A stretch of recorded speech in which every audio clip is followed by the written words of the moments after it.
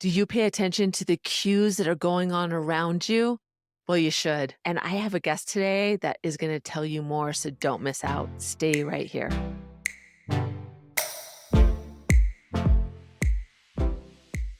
Hey, welcome. I'm so glad you're here, especially today because I am here with a very close friend of mine, Amy Bell. Amy, I'm so excited to have you here today. Our history goes very deep. We worked together when you were right out of college, and actually, you worked in my team, which I'm proud because Amy has since gone on to hold some very significant executive roles through your career. So tell us a little bit about you, Amy. Thanks, Susie, for having me. And thanks for bringing the energy. You always have such great energy around you. So it's easy to model off of that, I think. But yes, we go way back. Susie was my first boss in this industry that I have been in for well over 25 years. It's just been a whirlwind of a ride where I started and where I'm at, and the areas that I'm in kind of don't show a really linear parallel path. But to say I've been able to find great mentors and kind of lean in and have them help guide me along my path has been great. I've been on the operator side. I've got to work on the programmer side. I came back to the operator side, very different operators in terms of size and scale and company size, really. And it's just been great. And now I find myself at Wide Open West, a smaller operator, and am happy to be part of the senior executive team there and work for a great female leader. And, just trying to figure out kind of where I want to navigate next. Yeah. So, and mostly, and I'm on the marketing side now, but I started in operations with Susie. So, Yeah. So marketing, and you've had big teams that have worked for yep. you. You've an operator for people that aren't in the industry. We're talking like a Comcast or a Charter is an operator. And on the content side is somebody like Discovery or Stars. So That's you've been right. on both Yeah, sides of both sides of tracks, I that's guess. right. That's right. That's what I It say. was, it's been a really cool ride. It's an industry that provides a lot of innovation Yep. and entertainment, Mhm. and the content side of the business has changed dramatically since we started the idea of content.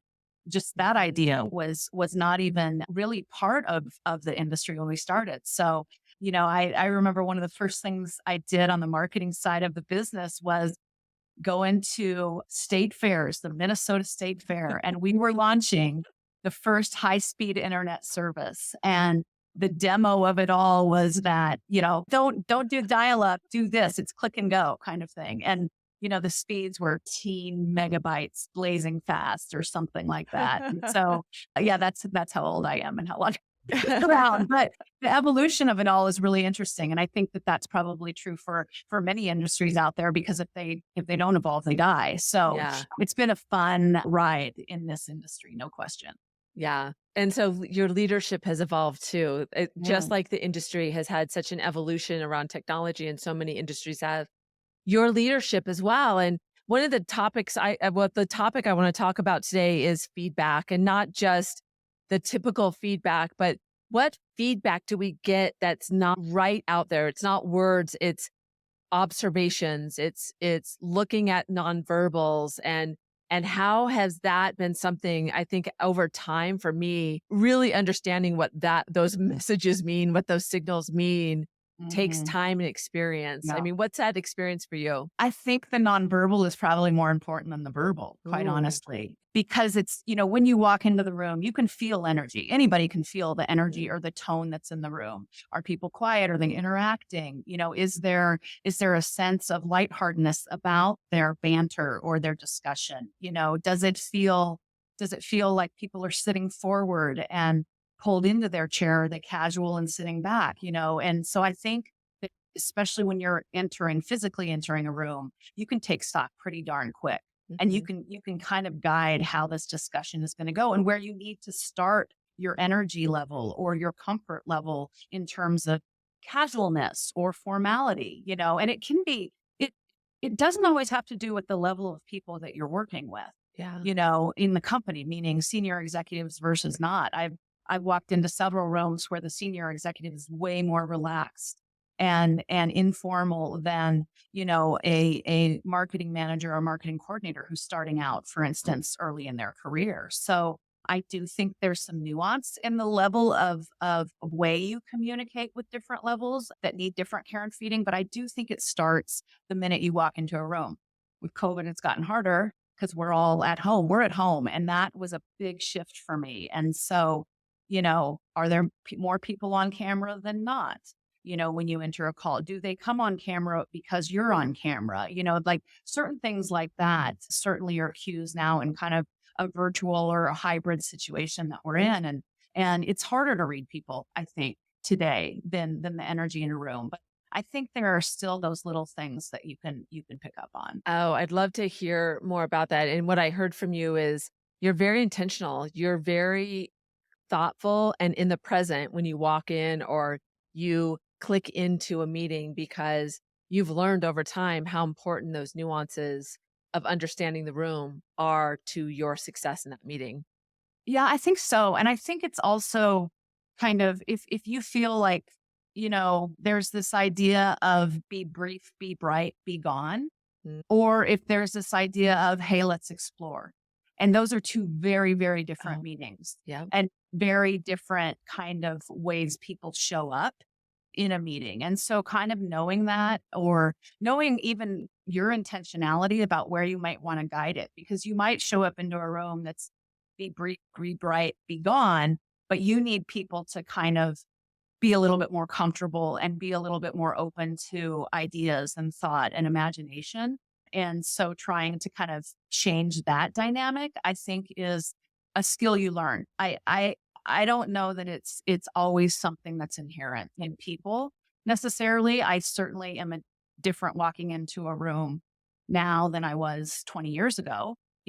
That comes with confidence, certainly, but also just kind of sitting back, listening, being a fly on the wall, and just really trying to kind of look across the room or across the, block of faces in a virtual meeting and see what's happening there. Yeah. All right. This is great. All right. So I'm going to challenge you when we come back to tell us a story and give us some context around maybe before you had this radar or how it's really helped you. So we'll be right back and Amy will put you on the spot. It's me. Thought I'd tell you how excited I am about this collection of courses I have available. It's all around the concept of adopting a negotiator mindset. And the only way to do that is to really understand what it's like to be a negotiator so that you can practice it in your everyday. I'm excited about this project because it's going to allow people to do this on their own time and go through the course at their own pace. If you want to learn more, go to SusieTomanchuk.com. I'd love for you to check it out. My favorite part is storytelling because it helps us understand the context of what we're talking about and it kind of humanizes, because we always think everybody else is perfect and everybody has the exact right way. So, Amy, I'm putting you on the spot. I have no idea what direction you're going to take this story, but tell us a little bit about give us a window into your world. Sure. One of the thoughts that kind of popped first into my mind was I was kind of mid-manager level. And at that point in my career, we were doing a lot of big shoots and spot production of stuff. And, ahead of the time, you make sure that the senior leaders are comfortable with the direction you're going and, you're investing hundreds of thousands of dollars in these spots. And so you want to make sure you're on the same page. And so went to New York, shot this stuff, came back. We had our first rough cut from the agency. And by the way, during this time, the rough cuts actually came on on a tape. So the head of the department was kind of walking by my desk and I'm like, hey, I got the rough cut in, let me know when you want to take a look at it. She's, oh, just, hand me the tape. I'll take it. She was obviously on her way to someplace else. And she was going to one of the executive floors. And that should have been a good nonverbal cue for me, right? Hmm. An executive heading into an executive floor, likely something else is on their mind. And, I pop in with, hey, I've got my thing. I'm really ready to see you. So that was, to me, it was just like, I was excited. I thought we've hit it out of the park, right? She takes the tape heads down to her meeting, and I get a call about, I don't know, an hour and a half later. Hey, I'm down on XYZ floor. Come on down. Let's talk about the spot. I'm like, great. So I walk down there, still feeling really great. Walk into this kind of random side room that's got all the equipment in it. And the tape was on the table. And I could feel some energy that was Mm, weird with her yeah. the minute I walked in. And I was like, okay, just trying to be the upbeat self, not changing the tone, not changing my energy levels to kind of match hers a little bit. And she's like, I don't know what I'm looking at here. This is not what we agreed to. It's exactly Wow. not what I wanted. And I'm thinking, holy crap, what do I do with this? It's me and this very senior person in a room alone. And so, it definitely kind of, caught me by surprise, took the wind out of my sails kind of thing. And I was like, okay, you know, I'm, I'm like, get me out of this situation, thinking fight or flight kind of thing. And I was like, all right, so let's put the spot and you can give me more specific feedback. And her words back to me were, don't ever make me watch that again. And I thought, Wow. this is the time to let her be, pull myself out of the situation, Yeah. head back to my cubicle, and just kind of let the situation diffuse to a time that was better for her as well.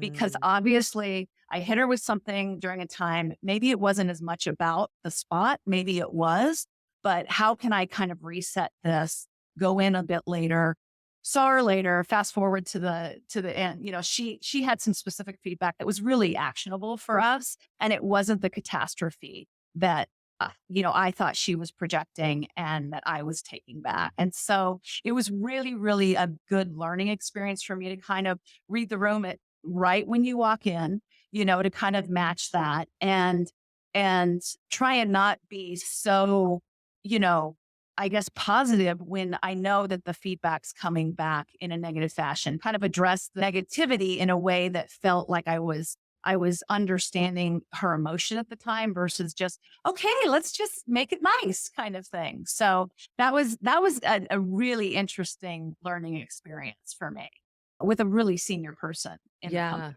you know? It's so interesting because your emotions, our emotions cloud us. So you were so excited in that Yeah. moment to kind of share. And what you're saying is she was in a very different emotional state. And so you became part of that story, and that wasn't your intention. But Yeah. if you don't read the emotions of the other person, so, like, maybe you could have gone, "Oh, you know what? I see that you have a lot going on. I'll hold it for now, and I'll find time on your calendar to take a look at this." Yeah. And then the second part of it, once you found yourself there, how do you readjust in that moment? Yeah, I think so. And I think she wasn't really ready to give specific feedback because there was something in either her dynamic of her day or even what she saw in the spot itself that Mhm. wasn't working for her. She was just ready to have kind of that gut reaction of this isn't working for me. And I haven't had enough time to really sit with give you valuable feedback Mhm. either, And so I think that certainly was a way to just interact differently, to show up differently, to know that your excitement and enthusiasm, may not be the right time and the right place for what others are doing. And so I think that understanding that energy when you enter a room or, the dynamic in which you're catching the people coming to and from is Yeah, kind of those nonverbal things that are important to know. totally. Those And I non didn't know that. I didn't know Yeah. that early on, kind It of thing. also makes me think too, for somebody like her in those senior roles, when you do have somebody that's junior that's coming to you and you can, there is some responsibility on her side too to Yeah. go, hey, listen, this is not the time. Let's find another time on my calendar. Yeah. So it's also being really aware when somebody comes into your world and there's a lot going on. How do you like reset or keep that separate so it doesn't become a part of that story? Yeah, you have to learn how to filter yourself, certainly, Mhm. and to, you know, that idea of the feedback is a gift kind of thing, which is Yeah. cliche, but it's true, and know that, all right, my job as this person's leader whether you're their direct leader or you're just an influencer in their world, is to help them grow. That's Mhm. why you're in that's why you're at a company, right? It's to help these other individuals grow and flourish around you, kind of thing. So Mhm. I think you as a leader, you have to remind yourself of that. And you have to check yourself, and make sure that you're honoring that piece of your responsibility that may not be in a bullet point on a job description, Yeah. but that's really, really the responsibility of the leader for sure. Yeah. And you always learn from the difficult situations. So it Totally. became experiences. The ones that have the greatest impact on me are the negative ones, Mhm. and it's like, okay, this is what not to do. This is how not to give feedback. This is how not to show up in a room. This is how not to be dismissive, kind of thing. So yeah. Yeah, and it's so interesting that you say that too, because I just told you you had to pull a story and that you probably had a lot of emotion around that for a long time because it wasn't hard for you to go, I got the one. I got it. I remember this. Like it was visceral in terms Yeah. of the memories of it. Yeah. I'm sure she doesn't remember that Yeah. story, but boy, I sure do. Yeah. So yeah. So when we come back, I'd love for you to give us some tips. You've already put some meat around what are the things that you would suggest to somebody if they don't have these optics or this experience yet? What are some things that they should think about to have more awareness around this? So when we come back, I'm putting you on the spot again for 3 tips. Hey, Susie here. Thought I'd pop in. I wanted to let you know I've been an executive coach for over a decade. I work with executives and they call me their silent partner because I help them increase their confidence when they're facing really difficult decisions. If you'd like to see if we're a good fit, head over to susietomandchuck.com and fill out an application. I'd love to hear from you. Amy, I want you to give us 3 tips that we can take away.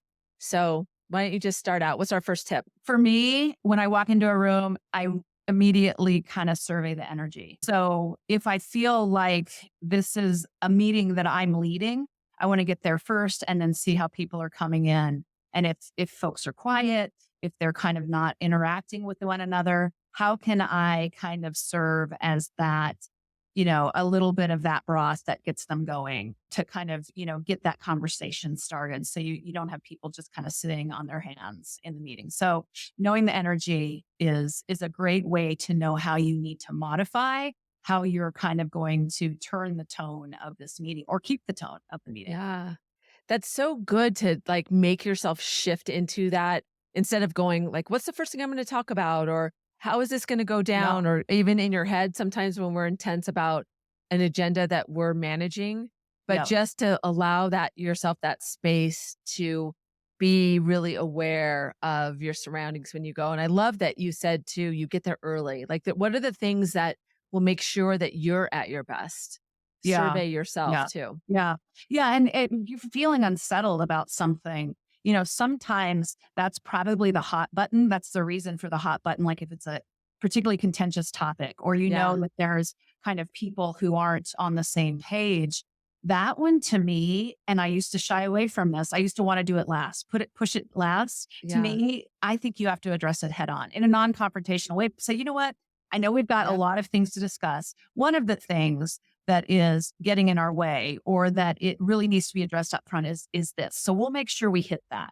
These other things are important too. And it kind of, I think, starts to diffuse and disarm people that maybe you're not going to, talk about the elephant in the room or the hot Yeah. topic or the hard piece of feedback or information you're sharing. And I think that the sooner you can get that out, the more you can Better. then either deal with it or set yourself up for better success. So I think that that's also, try and tackle those difficult topics maybe sooner rather than later in the meeting. Yeah, I love that, and you're describing a high stakes situation, as a Mhm. situation that makes you Yeah. uncomfortable, even be more cognizant of how do Yeah. you do that? I love start with the hardest first just to Yeah. get it out of the way.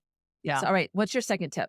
So my second tip is really, it's kind of twofold. Like, know your audience, know who you're walking into. And by that, even if they're people who you don't normally interact with, you can kind of understand this. And this is, again, is not for your necessarily everyday kind of status meeting or anything like that. This is for something that you're kind of really preparing for and Yeah. need to have.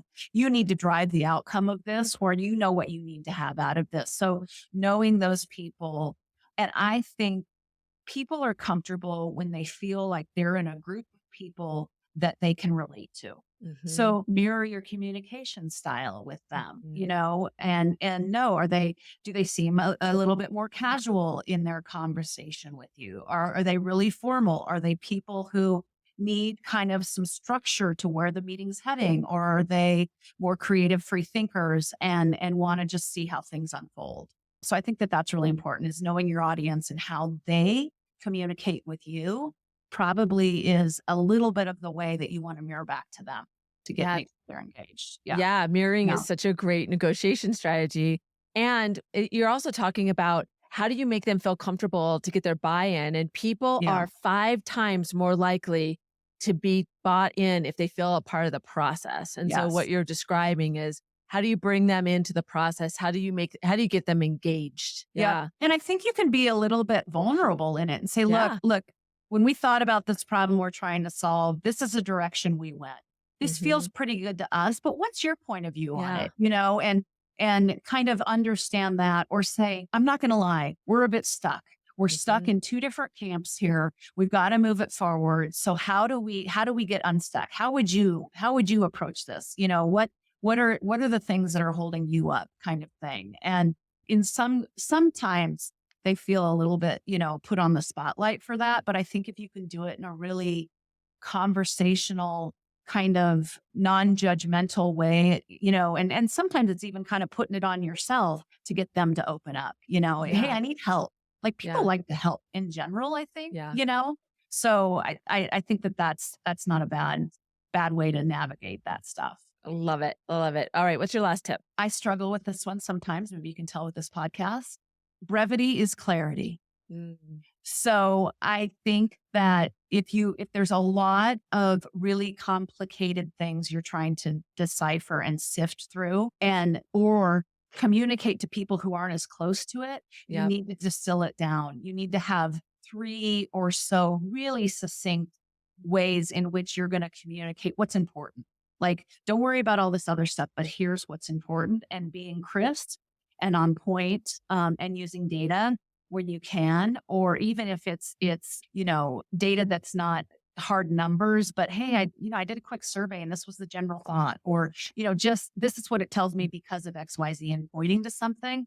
I think that helps with you really making your point. Anytime that you can be crisp and use data, it's going to cut through a lot of the clutter. I think that's so good. And even if you make your point, then you can assess what additional information do they need. Yeah. And then you can be intentional about what you then give them to get them to say yes or get them their buy-in.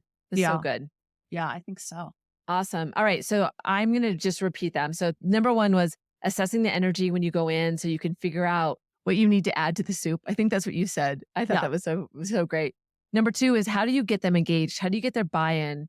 What do you need to do to finesse the room a little bit? And then the third was brevity is, what'd you say? Brevity is clarity. Yeah. It's being brief so that then they can understand the point and then the discussion can come from it instead of doing the reverse of that. Yeah, I Did I think get them? so. Yep, you got it. All right. All right. All right. When we come back, we're going to talk about how we're going to challenge ourselves to do something different. So we'll be right back. Hi, Susie here. One of the things that I love is I facilitate team conversations, whether it's talking about high stakes, how to advocate for one another. So if you're a leader and you want to bring your team together, you want to level them up, help them really bond together and increase their confidence as a whole, contact me. Go to SusieTomachuck.com, tell me a little bit about your team, and I'll be in touch.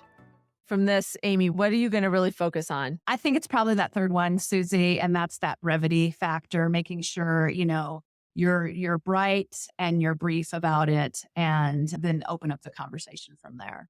All right. I love it. I love it. So people can find you, Amy Bell. You're on LinkedIn, right? Yep, Is that the course. way to connect? Do you mind That's if a great people way. reach out to you? Get Not at all. all Yeah, right. happy to hear it. Feedback's a gift. Feedback is a gift. Look at it as data. you don't live outside of yourself, so you gotta learn about what it feels like to live Yes. there. Thank you so much for being here. Your wisdom is so appreciated, and I know that everybody feels that.